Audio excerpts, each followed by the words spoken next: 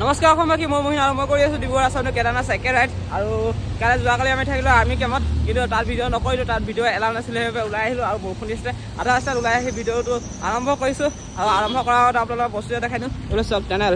চ' আমি এখন টেনেল পাৰ হৈ আহিলোঁ আৰু এইখন টেনেল। চ' চাওক মানুহৰ দিমাগ কেনেকুৱা পাহাৰ খান্দি পাহাৰ ফুটা কৰি টেনেল বনাইছে।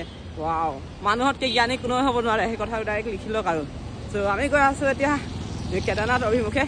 আৰু মহাদেৱৰ চাইকেল পামচাৰ হৈছে, চ' পামে একেবাৰে ৰখা নাই। আৰু এতিয়া লেণ্ডশ্লাইড হৈছে, এই মাত্ৰ লেণ্ডশ্লাইড হৈ গ'ল ইফালে। তাৰপিছত মানে ওপৰৰ পাহাৰ হেৰি পাথৰ কৰিলে, তাৰপিছত আগতো খহা দেখি পালোঁ। চ' সোনকালে ওলাব লাগে, এইখন জেগাৰ পৰা ৰিক্সি জেগা, চ' সোনকালে ওলাব লাগে, ওলাই লওঁ। এইবোৰ চাওক কেদাৰনাথ 87 কিলোমিটাৰ, কিন্তু 87 কিলোমিটাৰ নাই, ইয়াত অলপ বেছি দেখাই দিছে। আমি মোবাইলত চাওঁতে 80 কিলোমিটাৰ আছিলে। আজি আমাক 40 কিলোমিটাৰ যাব লাগিব, তাৰপিছত কাইলৈ আৰু 40 কিলোমিটাৰ, তাৰপিছত কাইলৈ গুৱাহাটী আমি ট্ৰেকিং আৰম্ভ কৰিব লাগিব। আৰু এইফালে চব পাহাৰৰ পৰা কেনে পানী নামি আহি আছে, কিমান ফাষ্ট। গৰমো লাগে ঠাণ্ডাও লাগে নাজানো। যেতিয়া ৰেইনকোট পিন্ধা আছিল তেতিয়া বহুত বেছি ঠাণ্ডা লাগিছিলে, আৰু এতিয়া যেতিয়া ৰেইনকোট পিন্ধিব বহুত বেছি গৰম উঠিছে। গাইজ এইমাত্ৰ অলপ আগত বৰষুণ দি আছিলে, আৰু এইমাত্ৰ চব ৰ'দ দি আছে, চক ৰ'দ দি আছে। আৰু এইফালে চক চেক দি চব গাইজ কেনেকৈ আমাৰ অলকনন্দা বৈ গৈ আছে চক। আৰু অলপ আগত গ'লে চাগে বৰফৰ পাহাৰ দেখা পাম, মোক তেনেকৈ লাগি আছে। আৰু লগৰবোৰ সকলোৱে কৈ আছে যে বৰফৰ পাহাৰ দেখা পাম। চ' মই বহুত বেছি এক্সাইটেড বৰফৰ পাহাৰ চাবলৈ কাৰণে। আপোনালোকক এক্সাইটেড হওক, ডাইৰেক্ট যেনেকৈ দেখি পালে আপোনালোকৰ আগতে দেখাম। গাইজ চাইকেলখন মহাদেৱৰ চাইকেলখন ঠেলি আহোঁতে অলপমান জিৰাই আছোঁ, অলপ বহিছোঁ, দেখিছোঁ জোনাত ঝুলি আছোঁ। আৰু দেখিব পাইছে ঘৰখন কি ধুনীয়া ভিউ পইণ্টৰ মাজত আছে, চাৰিওকাষে পাহাৰ। আৰু পাছফালে দেখি পাইছে অলকনন্দা বৈ আহিছে, চক না ভিউ চক কি মজা। গাইজ আপোনালোকে দেখিছিলে যে মহাদেৱৰ চাইকেলখন বেয়া হৈ গৈছিলে, মানে পামচাৰ হৈ গৈছিলে। ত' এই সিমান ডাঙৰ পাহাৰ এৰিয়াত চাইকেল দোকান পোৱাটো সম্ভৱে নহয়, অসম্ভৱ, কিন্তু সম্ভৱ হৈ গ'ল।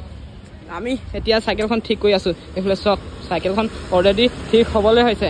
এয়া আছিলে মহাদেৱৰ পৰীক্ষা, আৰু আমি মহাদেৱৰ পৰীক্ষা পাছ কৰি দিলোঁ। এয়া হৈছে মহাদেৱৰ লীলা, য'ত নেকি আমি চাইকেল দোকান নোপোৱা ঠাইত আমি চাইকেল দোকান পাই গ'লোঁ। তো এইটো মহাদেৱৰ লীলা। সকলোৱে হৰ হৰ মহাদেৱ বুলি কমেণ্ট কৰি দিব, আৰু জয় শ্ৰী কেদাৰ বুলি কমেণ্ট কৰিব।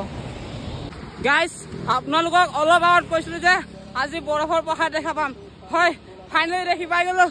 চেক দিছ আউট গাইজ, চক বৰফৰ পাহাৰ। ৱাও বেছি দূৰ নাই, পাবলৈ হৈছোঁ। বহুত বেছি ভাল লাগিছে, আজি ফাৰ্ষ্ট টাইম বৰফৰ পাহাৰ দেখা পাইছোঁ। ৱাও কি মজা দেখাইছে, কি মজা জিলিকিছে ইয়াৰ পৰা। আপোনালোকে কেমেৰাত ভালকৈ হেৰি কৰিব পৰা নাই, কিন্তু ওচৰৰ পৰা সঁচাকৈ কৈছোঁ বহুত মজা লাগিছে, বহুত মজা। চাউথ ৱাটাৰফল ফাইনেলি এইফালে দেখিলোঁ বৰফৰ পাহাৰ, আৰু এইফালে দেখিলোঁ ৱাটাৰফল। ৱাও, আৰু কি মজা ঠাই দেখা পাম এতিয়া আপোনাক দেখাইছোঁ। ইউটিউব চেনেল ছাবস্ক্ৰাইব কৰক, যিসকলে ছাবস্ক্ৰাইব কৰে ছাবস্ক্ৰাইব কৰক সোনকালে। আৰু ইনষ্টাগ্ৰাম বাদ দিয়ক, ইনষ্টাগ্ৰাম চাব বাদ দিয়ক। এতিয়া মই আপোনালোকে ইউটিউবত দেখাম। ইনষ্টাগ্ৰামত যিমান ভিডিঅ' আপোনালোকে নাপায়, সিমান ইউটিউবত চালিয়াই ভিডিঅ' পাব।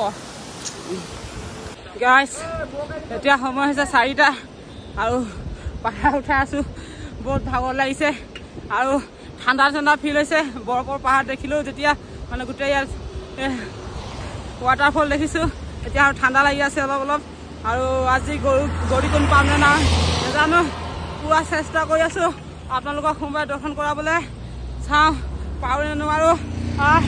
আকৌ পাহাৰ পালোহি, আকৌ এতিয়া ঠেলি যাব লাগে, চক ঠেলি গৈ আছোঁ। গাইজ বহুত গৰম লাগিছে।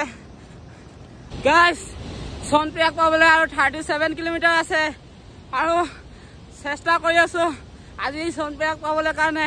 কাইলৈ দেওবাৰ, কাইলৈ গোটেই দিনটো ট্ৰেকিং কৰিম, আৰু সোমবাৰে আপোনালোকৰ কাৰণে দৰ্শন ল'ম। গাইজ হাৰ নেমানো, গৈ আছোঁ। আজি যিমান ৰাতি হৈ গ'লেও হৈ যাওক, চনপ্ৰিয়াক আজি গৈ সোমাইহে এৰিম। গাইজ ছাপোৰ্ট কৰি থাকক আপোনালোকে, লাইক কৰক, লাইক সোনকালে। গাইজ আপোনালোকক এটা ভয়ংকৰ ৰাস্তা দেখাম হা, সেই ভয়ংকৰ ৰাস্তাটো আমাক পাৰ কৰি যাব লাগিব। চিয়ক গাইজ চাবনি, এইটো হয় ৰাস্তাটো ঘূৰি যাব লাগিব।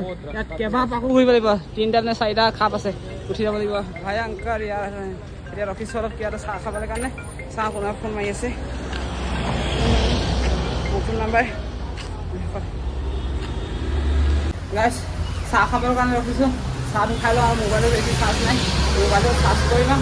দেখিছে চেহেৰা একেবাৰে ঘামি মেলি খতম। আৰু এতিয়া মহিনৰ ব্লগটো মই ষ্টাৰ্ট কৰিলোঁ আকৌ আৰু এতিয়া আমি আহি পালোহি গুপকাচি আৰু গুপকাচি আহি পাই পিনে এটা আপোনালোকৰ বস্তুটো খামেই গাইছ এলে চাওক কেদাৰনাথ 50 কিলোমিটাৰ আৰু বেছি দিন নালাগে আৰু এদিন লাগিব আৰু আপোনালোকৰ আৰু এটা বস্তু দেখা দিছোঁ আমি ক'ৰ পৰা উঠি আহিছোঁ এইফালে চাওক সৌ তলৰ পৰা আহি ৰাস্তা দেখিছে নহয় এনেকৈ ঘূৰি ঘূৰি ঘূৰি ঘূৰি ঘূৰি ঘূৰি আকৌ এনেকৈ ঘূৰি ঘূৰি ঘূৰি ঘূৰি ঘূৰি ঘূৰি আমি বৰ্তমান এতিয়া ইয়াৰ পাইছোঁহি আৰু এইফালে আহি আছে আমাৰ বাবা জয় ভলে হৰ হৰ মহাদেৱ আৰু এতিয়া গৈ আছোঁ আমি গুপকাচি আগলৈকে আজি আমি মানে চনপ্ৰিয়াক পাই যাবলৈ আছোঁ মানে অকণমান চেষ্টা কৰিম আৰু ভিডিঅ'বোৰ আগলৈ চাই থাকিব আৰু চবেই অকণমান ছাপোৰ্ট কৰক আমাৰ মহিনক ছাপোৰ্ট কৰক চবেই লাইক কমেণ্ট শ্বেয়াৰ এণ্ড ছাবস্ক্ৰাইবটো লগতে কৰি দিব আৰু কমেণ্টত চবেই হৰ হৰ মহাদেৱ আৰু জয় অসম লগতে জয় জহাৰ জয় আদিবাসী বুলি কমেণ্ট এটা কৰি দিব